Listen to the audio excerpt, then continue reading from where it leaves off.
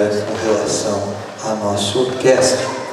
Nós vamos ter o primeiro ensaio no sábado às 19 horas. O Walter vai estar fazendo o primeiro ensaio com os músicos que nós temos. Nós não temos muitos músicos, né? Me parece que são 3 violinos, 2 sax, 3 clarinetes e um violoncelo. Nós, talvez, irmãos, eu não sei, talvez haja entre os irmãos alguém que já toca algum instrumento.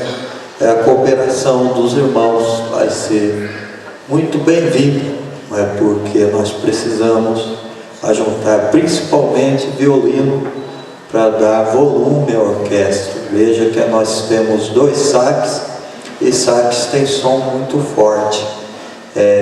Se nós tentarmos dividir os violinos em muitas vozes, eles desaparecerão, não é? E se houver mais irmãos que não se prontificaram ainda a participar da orquestra, o auxílio dos irmãos será muito bem-vindo, né? Principalmente se os irmãos tocam destes instrumentos de corda. Nós temos um contrabaixo aí parado, não é?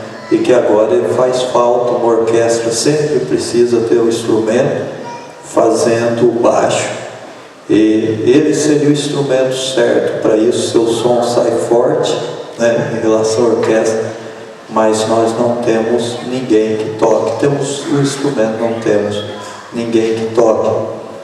Mas nós vamos começar os ensaios assim. Bom, Walter estará iniciando os ensaios amanhã às 19 horas.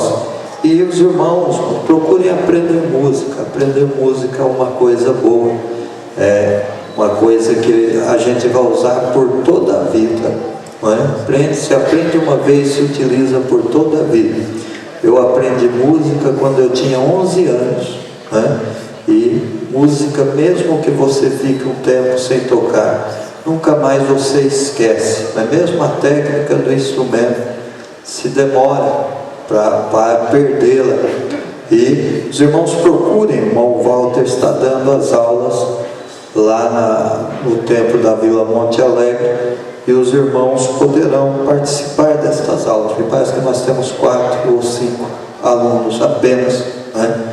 Então os irmãos procuram o irmão Walter após o culto, que desejarem estudar, que nós precisamos montar uma orquestra boa para exaltarmos o nome do Senhor.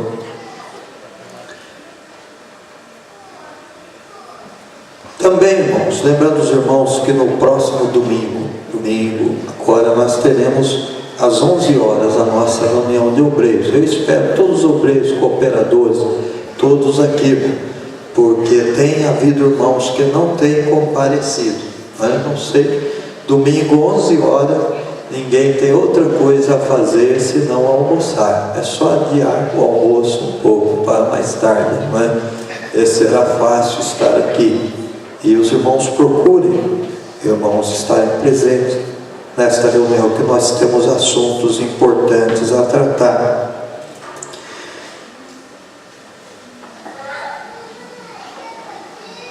Também, irmãos, os irmãos estão sentindo um cheiro de salgado, não é?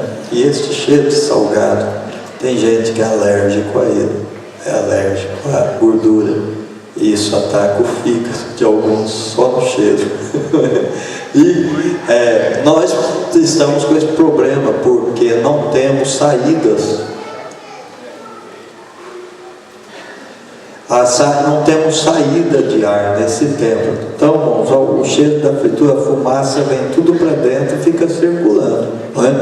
E nós estamos com um problema nisso. Nós vamos precisar comprar uma coifa, o Rafael já viu, para jogar esta fumaça para fora pela janela lá.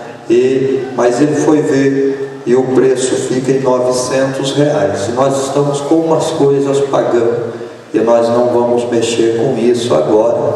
Vamos procurar fazer esse serviço para a festa de setembro. Nós devemos instalar isso já para a festa de setembro. Não vamos fazer agora, porque nós estamos com outras dívidas aí que estamos pagando.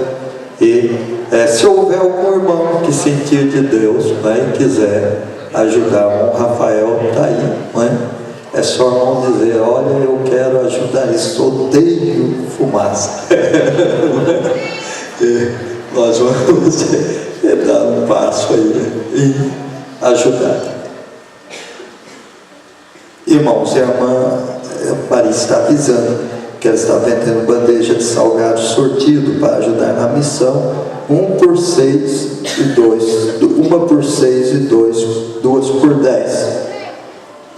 Também, irmãos, lembrando os irmãos que as inscrições para a capelania, aquele curso de capelania internacional, ele vai até o dia 6, as inscrições são recebidas até o dia 6.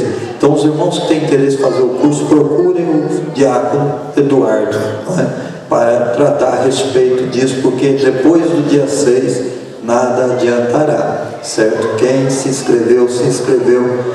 Quem não se inscreveu, espera outra ocasião, que não sabemos quando haverá. Também lembrando os irmãos que nós estamos com as aulas de teologia em sábado, às 14 horas, ali na Vila Monte Alegre.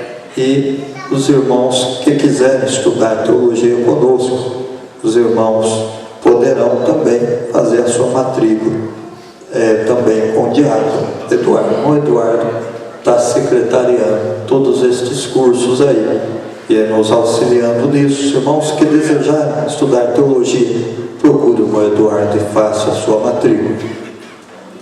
Irmãos, eu quero convidar os irmãos para nós lermos uma palavra que está no livro de Neemias, no capítulo 4 e o verso 20.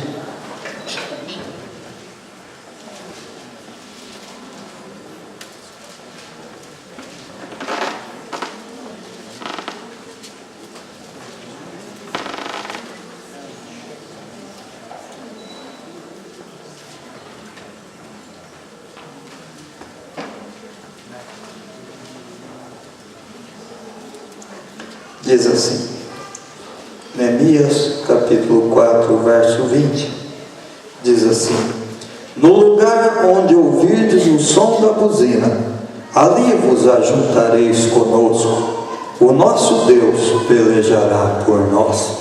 Amém.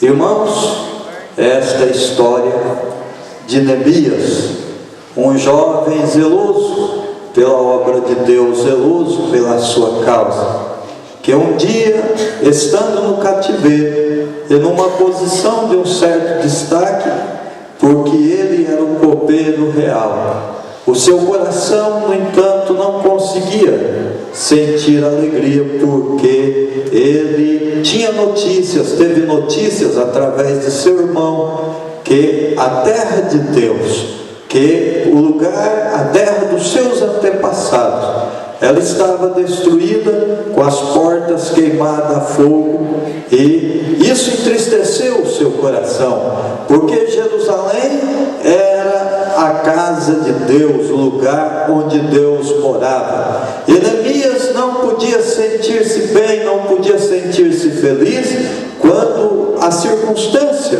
não glorificava a Deus, quando o jeito que estava aquela cidade, o jeito que estava o templo, não glorificava e não exaltava a Deus, e o seu coração se encheu de tristeza. E num banquete real, enquanto estavam ali, o rei notou que ele estava triste, né? Enquanto ele passava o copo, passava a taça para o rei, porque, meus irmãos, um copeiro mor, ele fazia o papel do gato, onde se suspeita que tem veneno. Porque se você suspeita que alguma coisa está envenenada, você olha perto, o primeiro animal que tiver, se for o gato, você diz: experimenta isso aqui, não é? E se o gato morrer, você diz: então não adianta ir por aí que o gato já embarcou, não é? O copeiro, meus irmãos, real, na verdade ele fazia isso. Os reis, eles eram visados. Quando você vê a lista dos imperadores romanos, grande número deles foram mortos. Hoje em dia, quando se analisa as múmias dos faraós no Egito, a maioria deles tem sinais de ter levado uma grande pancada atrás da cabeça, através da qual eles vieram a morrer. Os reis eram perseguidos porque alguns desejavam o seu cargo e outros os odiavam por questão de achar que o rei não lhe favoreceu em determinada coisa. Então eles eram desconfiados, eles temiam pela sua segurança. E uma das formas de se matar um rei, de se eliminar um rei, era misturando veneno no seu vinho, não é? Colocava, em vez de vinho, veneno. Os dois são vinho e veneno, não é? E colocava ali veneno junto com o vinho, e se o rei tomasse, pronto, quem desejava o seu cargo depressa poderia ficar com ele. E por causa disso os reis tinham os copeiros reais.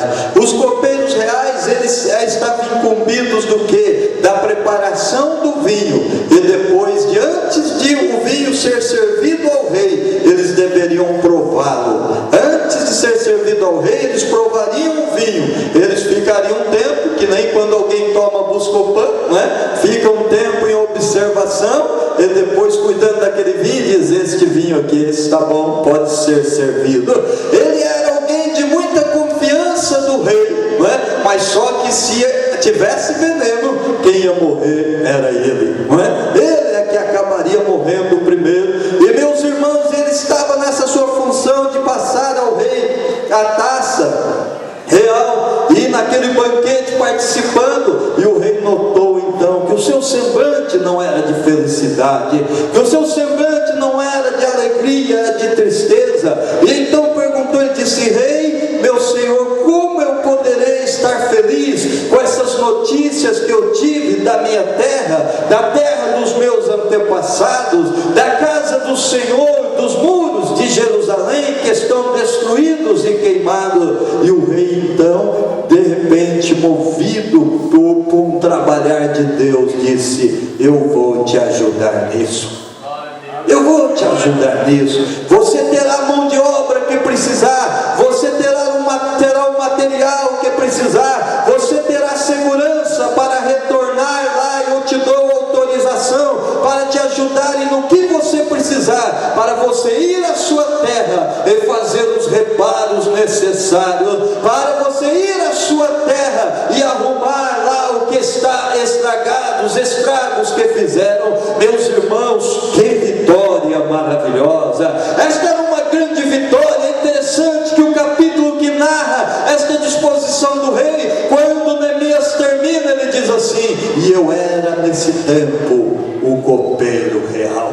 Era apenas o copeiro real, mas recebeu atribuições de um governador. Era apenas o copeiro real, mas recebeu atribuições de um governante até para aquela região. Meus irmãos, é só Deus quem faz estas coisas. Talvez nesta noite você diz para si mesmo: eu não sou nada, eu não tenho importância, mas há um Deus maravilhoso que nos sonda e nos conhece, há um Deus glorioso que nos ama. Meus irmãos, o Deus de Neemias é o teu Deus nesta noite. O Deus de Neemias é o meu Deus, meus irmãos. É como estava naquele banquete, ele está aqui para trabalhar nas nossas vidas e abrir toda a porta, e dar todo o livramento, e enxugar toda a lágrima, enxugar toda a lágrima. E daí, meus irmãos, foi aquela comitiva. Neemias preparou-se, levou as cartas reais e retornou para aquela missão de reparar os muros de Jerusalém,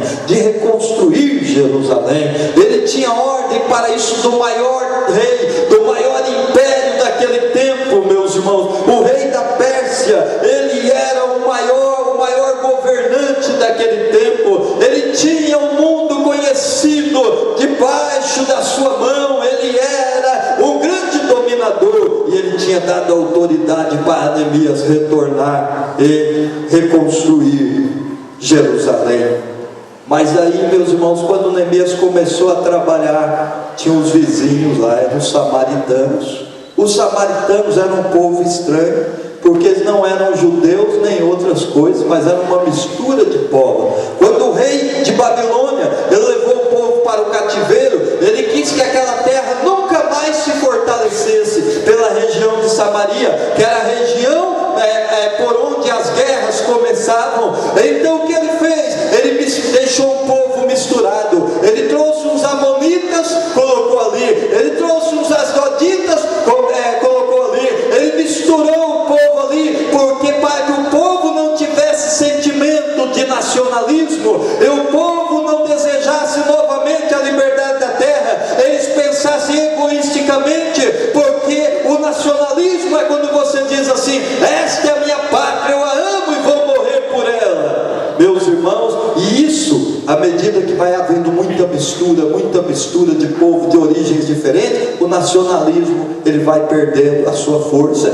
Isso que o rei de Babilônia desejou fazer, deixou em Samaria este povo misturado. Quando eles viram Neemias chegando com a sua comitiva, chegando com cartas reais para contar com o auxílio de quem precisasse, eles se encheram de um ódio misturado com inveja, e então eles começaram a idealizar maneiras de aquela obra não se concretizar. Eles tentaram uma primeira forma, meus irmãos, assim com zombaria. Depois eles tentaram como verdadeira ameaça: vamos parar esse povo à força. E esse texto aqui é justamente esse tempo, quando eles disseram: nós vamos guerrear contra eles e fazer esta obra parar. Mas Neemias disse: gente, eles são uma ameaça, eles estão nos ameaçando com a guerra, mas nós não vamos parar o serviço. Nós estamos fazendo uma grande obra, e nós vamos ter que fazer duas coisas: nós vamos ter que ser pedreiro e ser guerreiro, nós vamos ter que ser construtores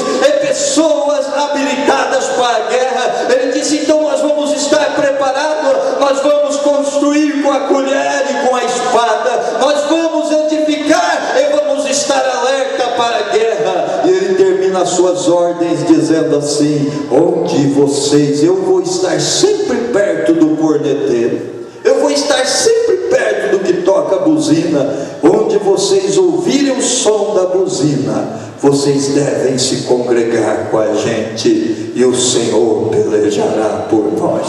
Ora, meus irmãos, sabe o que é isso? Isso é uma guerra. Parecia uma guerra terrena, mas não era. Essa era uma guerra espiritual. Eram as forças do mal, meus irmãos, contra a força do bem. Era a incredulidade contra os que creem, meus irmãos. Daqueles que temem, dos que não temem, contra os que têm temor de Deus e reverenciam o seu nome.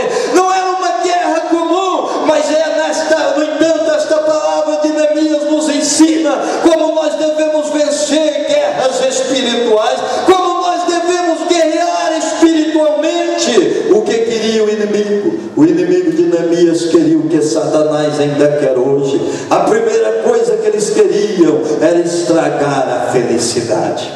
Estragar a felicidade. Sabe por que Neemias foi encontrado triste lá na Pérsia? Porque a sua terra estava destruída. Deus usou o rei, e o rei disse assim: Neemias, eu vou colaborar com a sua felicidade, enxuga as suas lágrimas, que eu vou dar providência para que você retorne à sua terra e reconstrua o que está destruído lá. Meus irmãos, eu penso que naquela hora, quando escreveu a parte final, e era eu apenas o copeiro do rei, o coração de Neemias estava surpreso de alegria, o coração de Neemias estava transbordante, porque ele viu Deus trabalhar de uma maneira inusitada, ele viu Deus agir de uma maneira que ele jamais esperava.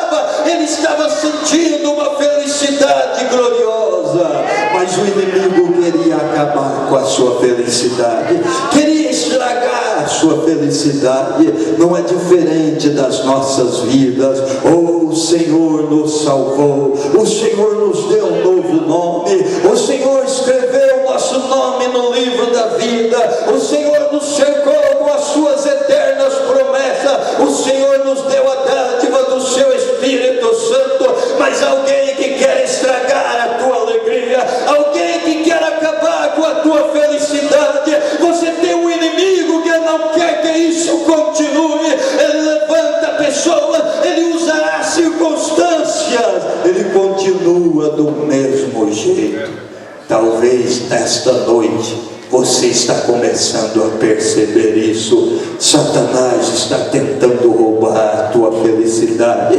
Satanás está tentando estragar a tua felicidade de servir a Deus. Mas, meus irmãos, o que quer o inimigo? O inimigo não só quer estragar a felicidade, mas o inimigo quer anular as nossas vitórias. Você sabe, meus irmãos, que aquele foi um dia de bênção, um banquete real. Começou com tristeza. Neemias começou como um homem talvez desanimado, um homem magoado, mas ele saiu do banquete um homem abençoado, um homem vitorioso, recebendo poder para agir, recebendo garantias para agir, com tudo que precisava nas suas mãos, meus irmãos. Era um homem cheio de êxito, era um homem trazendo na mão muitas vitórias. Mas lá na terra o inimigo quis cancelar todas estas vitórias. Quando o povo começou a bater o martelo, quando o povo começou a trabalhar com cimento, eles disseram: que pensam esses fracos judeus? O que eles estão pensando? Quem eles pensam que eles são para querer fazer alguma coisa aqui? Olha, se o rei tinha dado autorizações, se o rei tinha dado garantias, eles achavam que eles eram capazes de cancelar tudo. Oh, nosso Deus tem nos dado grandes vitórias, nosso Deus tem nos dado promessas, nosso Deus tem nos dado autoridade, e o inimigo está querendo cancelar as tuas vitórias. O inimigo quer cancelar tudo que Deus fez até o presente tempo com você. O inimigo quer te colocar com a face no pó. O inimigo quer te lançar por terra. É isso que ele quer. Oh, mas Deus continuará agindo. O Senhor prosseguirá trabalhando. O inimigo não cancelará as nossas vitórias. O inimigo não estragará a nossa felicidade. Mas o que o inimigo quer? O inimigo quer roubar as nossas glórias. Quer roubar as nossas glórias, porque nunca ninguém tinha construído nada. Aquilo estava abandonado, aquilo estava esquecido, mas ali estava chegando um homem de fé com a sua comitiva. Ali estava chegando um homem temente a Deus com a sua fé vitoriosa, exultante. Ali estava chegando um adorador consciente. Ali estava um homem que acreditava que Deus trabalha e age nesta terra. Oh, meus irmãos, ele chegou para brilhar, ele chegou para entrar na história, ele chegou para trazer um fato novo, ele chegou para fazer algo diferente. E é isso que Deus quer na tua vida. Deus tem uma glória, Deus tem uma exaltação para aqueles que o temem, é que faz a sua vontade. Mas o inimigo quer roubar as nossas glórias. O inimigo, meus irmãos, quer nos humilhar e dizer: Deus nunca fez nada por esse. O inimigo quer lançar a tua vida dentro de um poço, é colocar uma pedra em cima, mas o teu Deus te fará brilhar como as estrelas do céu. O teu Deus te exaltará de maneira grandiosa, porque Ele é o Senhor da glória. Ora, o que quer o inimigo é a mesma coisa, roubar as nossas glórias. Mas como nós vamos vencer esta batalha? Oh, meus irmãos, o que a guerra espiritual demanda, o que a guerra espiritual requer? A guerra espiritual requer atenção. Neemias transmitiu a primeira orientação: eu vou estar perto do que toca a buzina. Quando ouvirdes o som da buzina, quer dizer, fiquem atentos para saber onde a guerra acontece. Fiquem alerta para saberem onde a guerra está acontecendo. Se você quer vencer batalhas espirituais, se você quer vencer guerras espirituais, você não pode estar distraído, você não pode estar desligado. Você precisa saber onde a guerra está acontecendo. Você precisa saber se Satanás escolheu atacar a tua família. Você precisa saber se Satanás escolheu atacar o seu emprego. Você precisa saber se Satanás escolheu atacar o seu cargo na igreja. Você precisa saber se Satanás escolheu atacar os seus bens. Você precisa saber se Satanás escolheu atacar o teu nome. Nesta noite o Espírito Santo de Deus diz: fique alerta para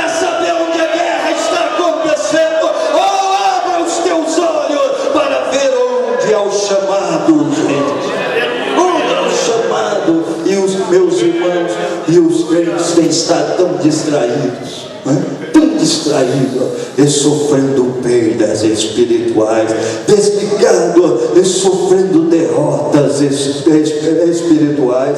Ou fique atento a um toque da buzina, preste atenção ao lugar onde a guerra está acontecendo. Você pensa que são coisas materiais, você pensa que são pessoas com sentimentos comuns, mas alguém que está manipulando, ele quer as mesmas coisas.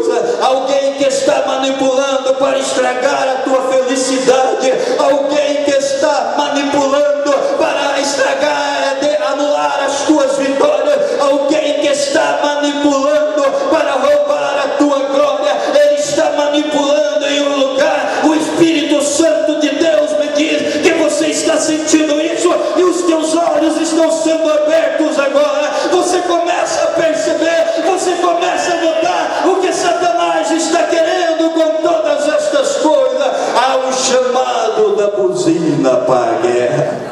Há um chamado da buzina para a guerra. Oh, meus irmãos, para se vencer guerras espirituais é necessário atenção. Onde ouvirdes o som da buzina, fiquem alerta, fiquem atentos. Crente não pode ficar desligado, meus irmãos. O povo anda muito desligado, trocando culto pelo shopping. O povo anda muito desligado, trocando a escola dominical pela televisão. O povo anda muito desligado, meus irmãos, e nós não venceremos desta maneira. Nós temos que estar com os sentidos aguçados, nós devemos estar alerta. Há uma guerra acontecendo. Não pense que Satanás virou bonzinho, não pense que Satanás de repente foi tomado por sentimentos de ternura. Ele quer te destruir, ele quer aniquilar-te completamente. Você tem uma aliança com Deus eterno, você tem uma aliança com Deus poderoso, e este Deus, ele se declarou inimigo desde o começo dele. E se você fez aliança com Deus, Satanás também é o teu inimigo. Não pense que a ternura por estes lados, não pense que há compaixões através do inimigo. Não, meus irmãos, é necessário estar alerta se você quer vencer. Se você quer vencer, é necessário estar alerta. Mas, meus irmãos, o que ocorre? Qual a segunda orientação? Ele diz assim, que a guerra espiritual demanda cooperação. Ele disse: onde ouvirdes o som da buzina, se ajuntem, eu vou estar lá. Eu vou estar lá. O que toca a buzina estará lá, e nós todos nos ajuntaremos ali.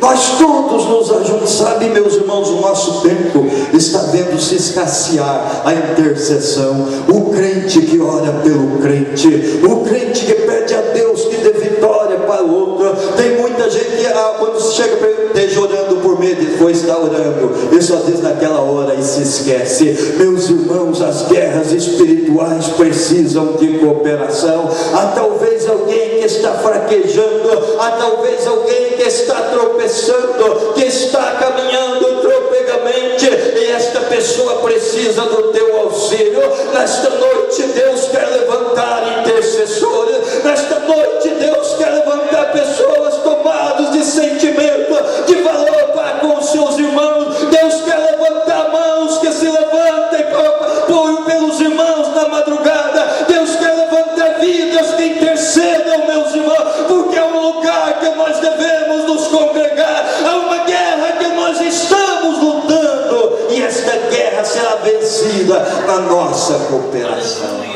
Os crentes estão esquecendo de interceder. Ou ore pelo seu irmão. Você vê que ele vai fraquejando, você vê que ele vai desanimando, você vê que as dúvidas estão querendo dominar o seu coração. Escreva o nome dele num caderno, levante as suas mãos ao céu para que Deus trabalhe na sua vida. Peça a Deus que ele fortaleça, peça a Deus que ele renove, peça a Deus que ele ajude.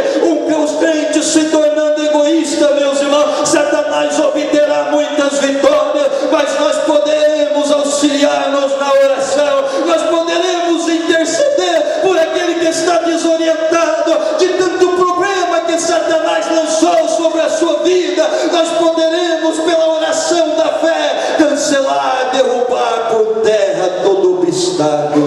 e ajudá-la a encaminhar-se para a vitória. Encaminhar-se pela vitória.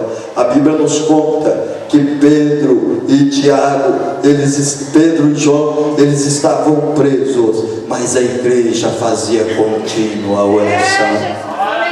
Sabe, meus irmãos, bom que eles estavam presos naquele tempo, porque se fosse hoje o povo dizia, problema dele. E apareceu um sabido, quer dizer, tá bem, vai pregar naquele lugar? Vai pregar naquele lugar? Ele não sabe o lugar que prega. Aí, foi pregar lá, prenderam ele.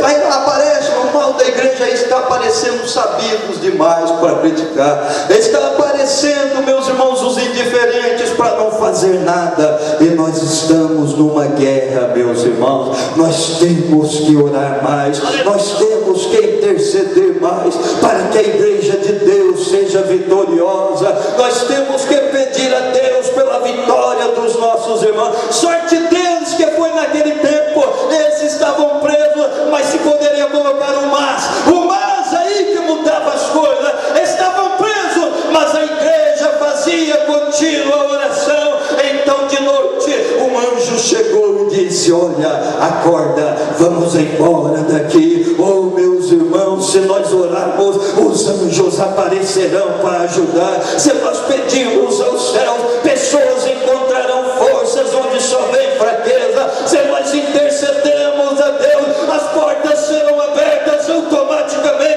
Se nós pedimos a Deus, as pessoas se tornarão vitoriosas. É necessário que a igreja se ajunte mais, se ajunte mais na intercessão. É necessário, meus irmãos, às vezes dizem, mas pastor, eu queria interceder pelos irmãos, mas não tenho uma memória muito boa. Faça um caderninho de oração, escreva os nomes dos teus irmãos para orar. E para, mas pastor, se eu for ler o caderninho, eu abro os olhos. Pode abrir os olhos, meus irmãos. Os olhos na oração a gente fecha para se concentrar. O pastor Marinésio, eu acho que eu nunca vi ele orar de olhos fechados, sempre orava de olhos abertos. Eu não sei se é desconfiança do tempo que eu trabalho no Nordeste, é perseguido, não é? Mas ele orava sempre de olhos abertos, não é? Olha, é uma coisa que a gente faz, meus irmãos, para se concentrar. Mas você pode escrever no caderninho o nome dos seus irmãos, dizendo, ó Senhor Jesus, te peço em favor da irmã fulana, o irmão cigano, Senhor, ele precisa que tu fortaleças, ele ajuda. Oh, meus irmãos, precisamos fazer cadernos de oração, porque o inimigo está no seu propósito, mas nós poderemos unir as nossas forças, nós poderemos estar no mesmo lugar, no lugar da oração, e fazermos as vidas vitoriosas. Fazer vidas vitoriosas. A guerra espiritual, ela demanda cooperação, mas a guerra espiritual, por fim, ela demanda o que? Convicção. Diz, gente, quando ouvir o som da buzina, reúnam-se todos no mesmo lugar. E talvez alguém perguntasse, irmão Neemias, para fazer o quê? Eu não sei usar espada. Da guerra eu não entendo muito. Dos muros eu estou quebrando galho, mas da guerra eu não vou saber muito. Ele diz, o Senhor pelejará por nós. O Senhor pelejará por nós. Oh, meus irmãos, as batalhas espirituais são vencidas com esta convicção. Eu faço a minha parte, eu cumpro com a minha parte, mas Deus estará sempre levando ao êxito. Deus estará sempre fazendo a parte dele. Deus estará sempre agindo e nos conduzindo à vitória. A vida cristã tem que ser vivida desse jeito, meus irmãos. Se você vai dirigir uma igreja, você vai ver tantos pensamentos de desânimo, você vai lidar com os crentes, vai encontrar um bom tanto de crentes animados, vai encontrar um outro tanto querendo desanimar, mas o que você tem que ter em mente? Que é um Deus glorioso, que cumpre as suas promessas, que é um Deus maravilhoso, que trabalha pelas nossas vidas, que se nós fizermos a nossa parte, Ele comparecerá do alto com os seus exércitos, Ele virá, meus irmãos, com as suas hostes celestiais, para pelejar em favor dos seus filhos, em favor dos seus filhos. Sabe, a gente fala o que é possível. Eu lembro quando eu cheguei no Jardim São Dimas, eu lidava com os músicos tribulosos, meu Deus do céu, sabe quando a pessoa não entende? Conseguimos lá que tocava violão, não tocava grande coisa, tinha uma que a hora de mudar a posição e continuava na mesma, e daí nós lidamos com ele, mas ele só tinha ideia grandiosa. Chegava para o pastor, estou sentindo de Deus fazer um trabalho diferente. Diz que trabalha, e a gente eu sentar lá na praça e tocar violão um tempo. Pois quando o povo vai juntar para ver eu tocar, eu falar uns versículos da Bíblia, umas coisas de Jesus e pronto. Eu falei, filho, vamos começar pelo básico. Venha aos cultos, tocar nos cultos primeiro, depois a gente pensa nessa parte. Quando culto eu estou aqui, eu começo o culto, não tem ninguém acompanhando, não tem ninguém acompanhando, mas meus irmãos, sabe, tinha dia assim que dava um desânimo, que você começava e parecia estar cantando cântico gregoriano, cantando sozinho lá, ninguém acompanhando. Teve um dia que eu quis ver uma tristeza em mim, e você sabe o que o Espírito falou? Não se importe, se eles não vierem, há anjos acompanhando esta música, há violinos do céu, violoncelos de anjos. Oh, meus irmãos, nós estamos numa causa grande, nós servimos a um Deus grandioso, este Deus maravilhoso, meus irmãos, está sobre as nossas vidas. Quando você vai orar pelo enfermo, não é você que cura, você não sabe nada de tuberculose, você não entende o mínimo de câncer, você não sabe nada nem de dor de dente, mas se você impuser as mãos ao Deus que virá, ao céu que se derramará e virá trazendo cura, meus irmãos. Assim, Neemias, olha, gente, vamos fazer a nossa parte. A buzina vai tocar, venham todo mundo aqui, fiquem tranquilos, o Senhor vai pelejar por nós. Oh, meus irmãos, o bom do reino de Deus é isso. Quando nós fazemos a nossa parte, este Deus maravilhoso não nos deixa falando sozinho. Quando nós fazemos a nossa parte, Ele não nos deixa envergonhado. Quando nós fazemos a nossa parte, Ele diz, eis-me aqui, eu estou aqui. Oh, meus irmãos, é importante que nós tenhamos consciência disso na guerra espiritual. Talvez você está dizendo, está difícil, Senhor, eu não encontro força, eu estou meio desorientado, eu estou sendo tão aflito porque tem tempo da nossa vida e Deus permite, não é? Parece que nada dá certo. É verdade, parece que é uma coisa, parece um efeito dominó. Fica doente, quando sai da doença, não é? Vem outro querendo matar, e vai essas coisas todas. Mas, meus irmãos, talvez alguém esteja se sentindo assim. Deus não falhará, Deus sempre virá nesta guerra. Faça a sua parte, continue firme. Eu me lembro de uma vez, eu li um livro, quando era pequeno, eu li um livro do pastor Jesse Penius, que contava a história da sua vida, e o livro chamava Rara Estirpe de Fé. E na capa do livro fizeram um desenho dele, ele em cima de uma rocha, assim, e um mar bem bravo em volta, querendo as ondas querendo vir para cima dele, e ele firme assim, não é?